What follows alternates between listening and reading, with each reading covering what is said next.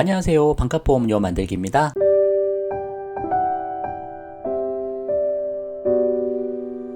오늘은 가족 일상생활 배상 책임 5번째 영상입니다. 1배책 마지막 시간인데요. 그동안 했던 내용들 중요한 부분만 간단히 요약하고 정리해보는 시간, 마지막 시간이니까 그렇게 해보려고 하고, 그리고 꼭 기억해야 할 주의사항들에 대해서만 설명을 좀 해보도록 하겠습니다. 어떻게 하다 보니 벌써 5번째까지 영상을 만들게 됐는데 좀 중요한 특약이다 보니까 가능하면 영상들 끝까지 한번 돌려보시고 방향을 잘 잡아보셨으면 좋겠어요. 한번 시작해 보도록 하겠습니다.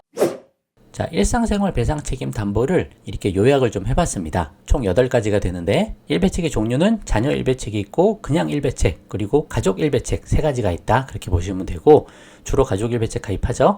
보장 항목은 대인 배상, 대물 배상, 사람에게 피해를 끼친 경우, 기타 물품에 재물적인 손해를 끼친 경우, 그렇게 보시면 되고, 담보 보장 금액은 1억 원입니다. 그리고 1억 원 다 지급하는 건 아니고 실손 보상한다 그랬죠.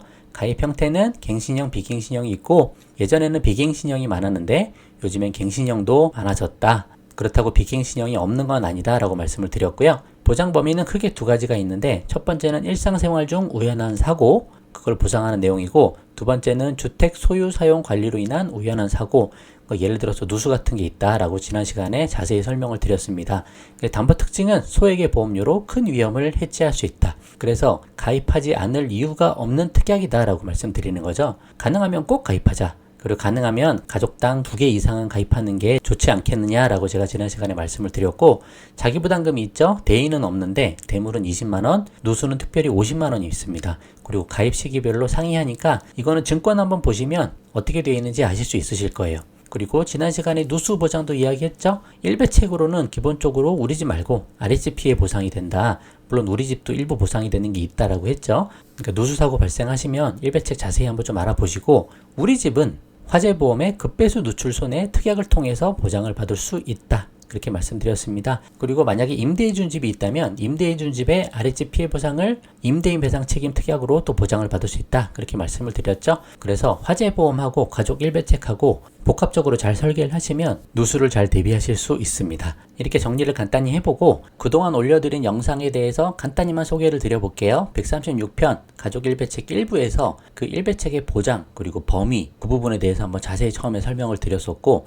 그 다음은 이제 누수에 대해서 좀 설명을 드렸었죠. 가족 1배책하고 급배수 누출 손해 그리고 임대인 배상 책임, 이런 것들을 통해서 화재보험하고 가족 1배책을 복합적으로 설계를 해서 누수에 대한 보장을 잘 준비해 나갈 수 있다. 누수 관련해서는 이 영상을 좀 보시고 방향을 잡으시면 좋겠고, 가족 1배책 3부에서는 가족 1배책 1개로는 좀 부족하다. 가족당 2개 이상은 가입하는 게 좋겠다 라고 해서 여러가지 설명을 좀 드렸었고, 그리고 지난 시간에는 가족 1배책 4부 최적 가입 방법 해가지고 3가지 잘 가입하는 방법이 있다라고 설명을 드렸죠. 그래서 먼저 가입되어 있는 보험에 보험회사 전화하셔서 추가가 가능한지 그 부분 알아보라고 말씀을 드렸고, 그리고 3대 질병 진단보험에 추가하시거나 운전자 보험에 추가하시거나 화재보험에 추가할 수 있다. 그 방법을 장점 단점 비교해서 한번 설명을 드렸었습니다. 그러면 이제 마지막으로 가장 중요한 가족 1배책 주의사항에 대해서 한번 설명을 해보도록 할게요. 자, 가족 1배책 주의사항 설명을 해볼게요. 제가 말씀드리는 이 정도는 꼭 기억하자. 다른 것까지는 아니라도 이 정도는 알아두시면 좋을 것 같아요.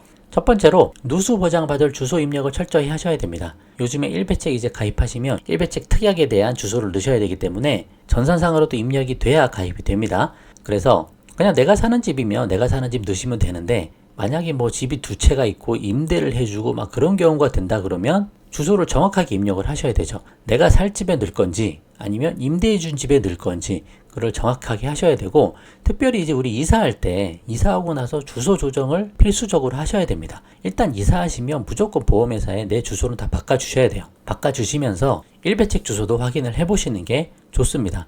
이게 은근히 이사하고 나면 이런 것들 까먹고 또 귀찮아서 또 안 하게 되거든요. 근데 이거 가입해놓고 보장 못 받으면 안 되지 않습니까? 그러니까 꼭 이거는 잘 챙기셨으면 좋겠고, 두 번째로 임대해준 집 보장을 위해서는 주택 명의자 그리고 소유자 그분이 가입한 1배책으로 주소를 입력을 하셔야 된다. 그래서 1배책을 넣을 때 이게 좀 헷갈릴 수 있는데, 1배책을 임대해준 집에 이렇게 넣고 싶을 때 그때는 그 집 명의자 이름으로 이 1배책 보험을 가입해야 된다. 그렇게 말씀을 드리는 거예요.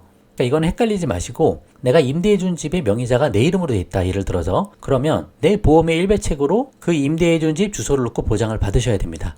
그러니까 내 아내 이름으로 1배책을 가입하면서 그 주소를 넣으면 안 된다라고 말씀드리는 거예요. 왜? 집주인은 내 이름으로 되어 있기 때문에. 임대해 줄 때는 이 부분을 좀 기억을 하자. 좀 헷갈리시면 이건 보험회사 확인하셔서 전화하시면 알려주니까 고객센터 전화하셔서 잘 확인을 해보셔도 좋을 것 같아요. 자, 그리고 그 다음은 자녀의 경제적 독립이나 자녀가 결혼하면은 일배책이 이제 빠져버리죠. 가족 일배책의 피보험자 범위에서 자녀가 이제 빠져나가기 때문에 그때는 자녀 보험에 별도로 추가를 해야 되는 부분입니다. 그래서 자녀가 성인이 되면 3대 질병진단보험 가입하시면서 일배책을 넣으셔도 되고, 아니면 운전할 때 넣으셔도 되고, 화재보험 하나 하시면서 별도로 넣으셔도 되고, 그렇게 하시는 거죠. 아무튼 세대가 분리되거나 직장을 다녀서 생계를 같이 한다라고 볼 수 없게 되면 그때는 별도로 일배책을 추가한다. 그 부분 꼭 기억하셔야 될 것 같고요. 마지막으로 가입 시점별 자기부담금이나 보장 범위가 조금씩 상이하다. 그래서 이 부분은 우리가 좀 알고 있으면 좋겠다. 내 증권 한번 펴보시고, 아, 내가 가입한 거에 자기부담금이 어떻구나, 주소는 어디로 들어있구나, 그런 부분들을 한번 체크를 해보시면 좋을 것 같습니다.